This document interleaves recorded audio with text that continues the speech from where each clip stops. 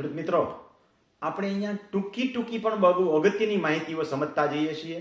હમણાં જ આપણે 3-4 વિડીયોની અંદર જે છે એ ટુકડાધારાની જોગવાઈ જોઈ ગયા. હવે એકત્રીકરણ વિશેની જોગવાઈ જોઈએ. આમ તો એક સિક્કાની આ બે પાસું જેવા છે. જેમ એક ટુકડા ન થાય એટલા માટેની જોગવાઈ છે કે આખો ખંડ જળવાઈ રહે, પણ હવે ટુકડા થઈ ગયા છે તો શું? તો એનું એકત્રીકરણ કરી શકાય. તો એકત્રીકરણનો હેતુ શું છે? પ્રથમ તો આપણે એ સમજી લઈએ.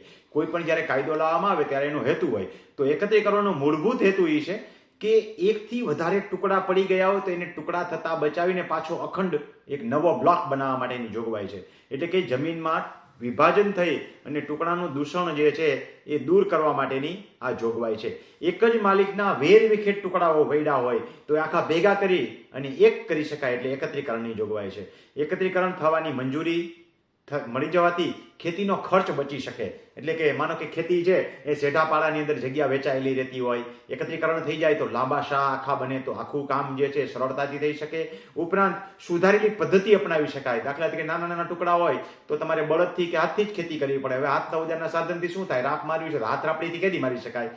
તો તમે ટ્રેક્ટર દ્વારા ઝડપથી મિનિટ ટ્રેક્ટરથી રાપ મારી શકાય. હવે 20-20 ગુઠામાં આવું કરવા જાઓ તો ટ્રેક્ટર વડે ત્યાં જગ્યાઓ બચી જાય. તો અદ્યતન પદ્ધતિ ઉપર તમે વાપરી શકો નહીં. ઉપરાંત તમારે આટલા માટે ખેતી ખર્ચ પણ મોંઘું પડે. એટલે કે જુદા જુદા સાધનો તમે વસાવો ને એક જગ્યાએ બીજી જગ્યાએ લઈ જાઓ તો ખર્ચો પણ મોંઘો પડે. ભાડે લાવો તો ભાડાવાળાને મિનિમમ ચાર્જ પોસાય નહીં ને. 1 કલાક અડધી કલાક માટે તેને ક્યાંક હલાવવા આવે નહીં ટ્રેક્ટર.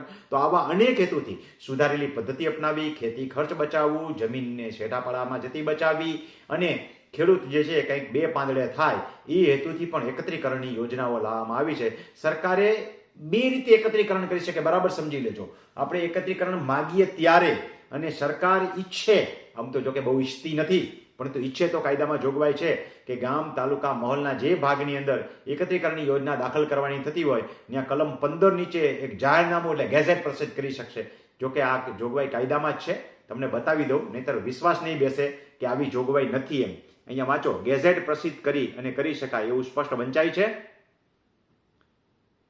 તો ગેઝેટ પ્રસિદ્ધ કરી અને સરકાર જે છે એ આવી જોગવાઈ કરી શકે.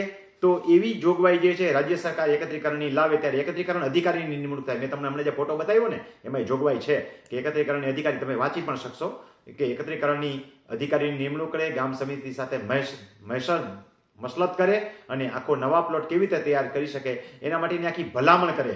તો ભલામણ અંગેની જોગવાઈના 9 નિયમો છે.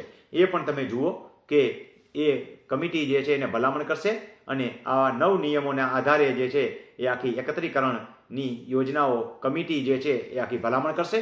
તો એ થોડી સમજાવવા પ્રયત્ન કરું છું. જો કે આની બહુ અમલવારી થતી નથી, પરંતુ કરી શકાય એવી જોગવાઈ છે કે ગામ આખોનો એક નકશો તૈયાર થાય, એમાં જુદા જુદા આવા કટકા અને પેટા કટકાઓ નક્કી થાય, એમાં ગામ, ખેડા, પગરસ્તા એને કારણે ક્યાં ક્યાં ટુકડાઓ પડે છે લાલ લીટીથી અલગ, કારણ કે બધા ટુકડા નથી એટલે ટુકડાઓને લાલ લીટીથી બતાવે. એનું ગામનું અદ્યતન હકપત્રક છે એ તૈયાર કરે. એમાં જેના ખાતેદારો છે એના નામ, એના હક, ક્ષેત્રફળ, આકાર અને સત્તાઓ નક્કી થાય. કારણ કે એક માલિકના 3 ટુકડા જુદી જુદી પડ્યા છે ને ભેગા કરવા માટે કંઈક તો કરવું પડશે ને. મારો એક ટુકડો અહીંયા છે, એક અહીંયા છે ને એક અહીંયા છે, તો એકત્રીકરણમાં થતો નથી. તો સરકારી છે તો એકત્રીકરણ કરી શકે કે મને 3 ટુકડા ભેગા કરીને આપે તો એને ક્યાંક બીજે દેવી પડે. જોકે આ બહુ અઘરી પ્રક્રિયા છે એટલે સરકાર આમાં પડતી નથી, પણ કાયદામાં જોગવાઈ છે કે એક પત્રક આખું તૈયાર થાય, એનો બ્લોક થાય અને ખાતેદારને એની દરખાસ્ત થઈ નક્કી થાય અને બ્લોક જે છે એની અદલા બદલી થાય અને એના કારણે થોડું ઘણું વળતર લેવા દેવાનું પણ થાય. નબળી સરખી જમીન હોય તો કલમ 17 અને 18 નીચે આવી જોગવાઈઓ છે અને એને ભેળવી દેવાની પણ જોગવાઈ છે. એ મેં આપને બતાવી. તો આ માત્ર કાગળ ઉપરની એક જોગવાઈની મેં તમને વાત કરી. આવી અવનવી માહિતી માટે તમે યુટ્યુબમાં જઈને રમણીભાઈ કોટડિયા લખજો એટલે ઘણી વ્યવસ્થિત માહિતીઓ તમને જાણવા મળશે.